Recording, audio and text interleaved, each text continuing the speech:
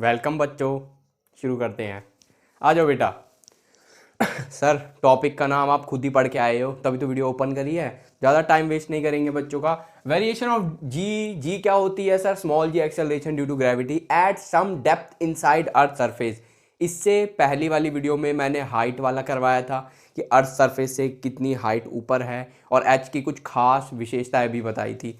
Sir चलो अब आप ज़्यादा टाइम मत खराब करो बेटा। देखो कैपिटल एम क्या है? Mass of whole earth. Whole का मतलब छेद वाला नहीं बेटा, पूरी की पूरी। Radius of earth. काफी बच्चे कहते हैं सर रेडियस क्यों लिया जाता है? बेटा देखो, वो जो आप पढ़ते थे ना g m1m2/r², ये जो स्मॉल r होता था ना, ये होता था distance between the centre of mass of the bodies. और अर्थ का सेंटर ऑफ मास किधर है? अर्थ के सेंटर में। तो डिस्टेंस कहां से नापोगे? अर्थ के सेंटर से। सिंपल।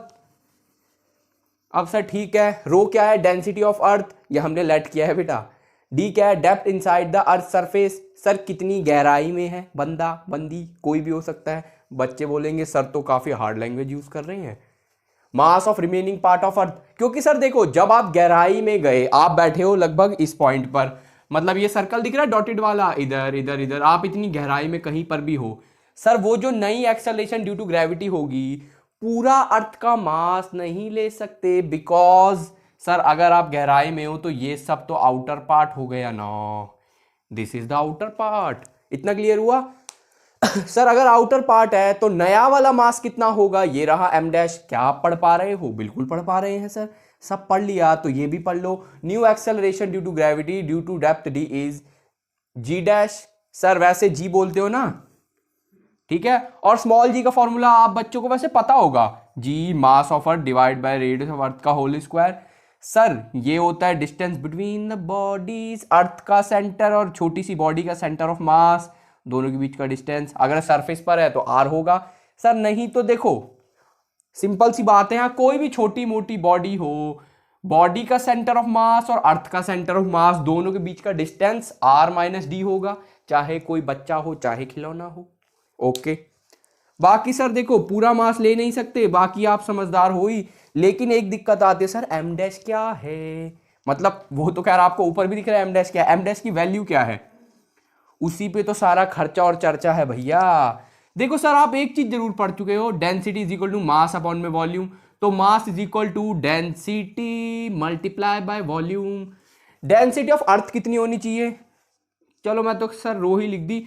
वॉल्यूम कितनी है? सर ये जो रिमेनिंग पार्ट ऑफ अर्थ है इसकी वॉल्यूम होगी 4/3 पाई r - d का होल क्यूब। और एक चीज और, इसको ध्यान से पढ़ लो भैया, ये ब्रैकेट बिकॉज ये हम अज्यूम कर रहे हैं बेटा, सच्चाई 100% एक्यूरेट ऐसी नहीं होती। अर्थ की डेंसिटी भी यूनिफॉर्म नहीं है, और अर्थ खुद यूनिफॉर्म स्फीयर नहीं है, लगभग लगभग स्पेयर है, एक्यूरेट स्पेयर थोड़ी है। सर एक बात और बतानी पड़ेगी ऑल्सो, ये पता नहीं वैसे बढ़िया चल रखा था, हल्का चलेगा। Density is equal to, sir आपने बोला था mass upon volume, total mass of earth, volume of earth, पूरी की पूरी अर्थ की, क्योंकि देखो अगर अर्थ का मास लिया है टोटल तो वॉल्यूम भी लोगे टोटल। 4/3 pi r cube. और बेटा स्क्रीनशॉट ले लो, मैं मिटाने वाला हूं, ले लिया होगा। बच्चे समझदार हैं। बच्चे बोलोगे ओ हो बेटा, पता है क्या, सर्दियों में ना मार्कर की इंक जमती है, इस वजह से ना थोड़ा हार्ड होता है रब करना।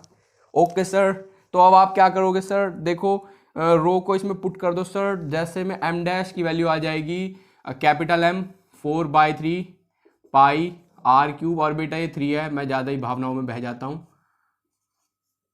इंटू में 4/3 पाई r - d का होल क्यूब। 4/3 पाई कट गया, कैपिटल एम r - d का whole cube divide by r cube. ये है m डैश की वैल्यू। ओके सर, अब सर याद करो, अभी अभी आपने लिखा था g dash is equal to g m dash r - d का होल स्क्वायर। और कैपिटल जी आपको पता होगा यूनिवर्सल कांस्टेंट ऑफ ग्रेविटेशन। कभी कोई वो पूछे तो भैया दिल टूट जाता है ऐसी बातों पे, मेरे जैसों का तो सर एक काम करते हैं, बिकॉज आपने लिखा था G dash is equal to capital G M dash r - d का होल स्क्वायर, पुट करते हैं कैपिटल जी एम डैश की वैल्यू ऊपर है m r - d का whole cube divide by R cube, R minus D ये वाला लिख रहा हूँ बेटा का whole square. Everybody know sir, इतने मैथ तो हमें भी आके कट गया। G M R minus D, और देखो एवरीबडी नोज बेटा x cube is equal to होता है x square multiply by x, सबको पता है, इतनी मैथ आती है। तो आर क्यूब को ऐसे भी लिख सकते हो, r square multiply by r, G M by r square. ध्यान से देख लो भैया, मैं मिटा दूंगा, मिटाऊंगा ही।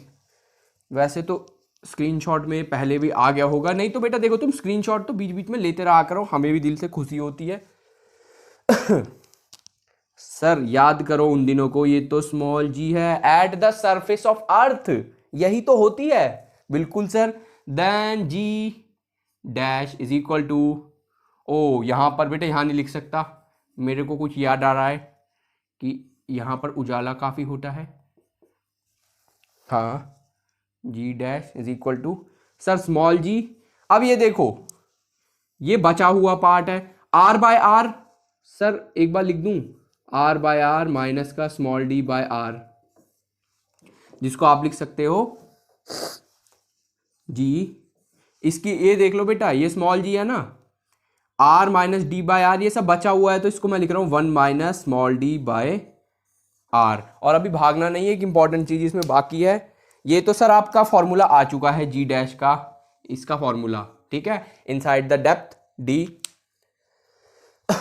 स्क्रीनशॉट ले लिया, बिल्कुल ले लिया सर। स्क्रीनशॉट का हम पूरा ध्यान रखते हैं, तो ध्यान रखते हो तो भैया रखना पड़ेगा। सर अब देखो फॉर्मूला तो यही है 1 माइनस डी बाय आर, लेकिन कई बच्चे कहते हैं ग्राफ बना के दिखाओ, तो बना देते हैं सर, देखना तो जी डैश, एक बार इसको बोलोगे सर फिर क्लोज क्यों किया था, ओपन करते जी इंटू 1, जी माइनस का देखो small g d by are.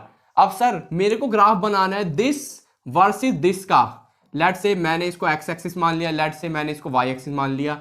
Sir इतना मैं इक्वेशन को देख सकता हूं, y is equal to minus का एम एक्स प्लस का सी को बोलते हैं वाई इंटरसेप्ट। वाई एक्सिस पर कहां पर कट करेगी मेरी स्ट्रेट लाइन, बोलोगे स्ट्रेट लाइन कैसे, लीनियर इक्वेशन है, एक्स की पावर 1 ही तो है, मतलब डी की पावर बेटा 1 है ना 0 है ना 2 है ना 3 है। अगर ऐसा है तो सर देखो नेगेटिव स्लोप है, स्लोप इज नेगेटिव, अगर ऐसा है तो सर बना के दिखा दो बेटा। देखो x की पावर, सॉरी बेटा d की पावर 1 है, लीनियर इक्वेशन मतलब कि straight line, negative slope, intercept c, ये अलग से है ना बेटा, देखो अलग से तो ये है c, तो यहां पर आप लिखोगे g डैश, यहां पर लिखोगे d, और सर c की वैल्यू y पर कहां पर कट करेगी, g पर, और सर एक स्ट्रेट लाइन बना देते हैं शू। अब बोलोगे सर ये 0 कहां पर होगी, देखो इतना सबको दिख रहा है कि सर r होनी चाहिए ये वैल्यू, नहीं आ रहा समझ में, तो मैं बताऊं, इधर देखो r अपॉन में r 1 माइनस 1 0, तो g डैश 0 नहीं हो जाएगी बस, और हमेशा की तरह पढ़ते रहो और देश का नाम रोशन करते रहो।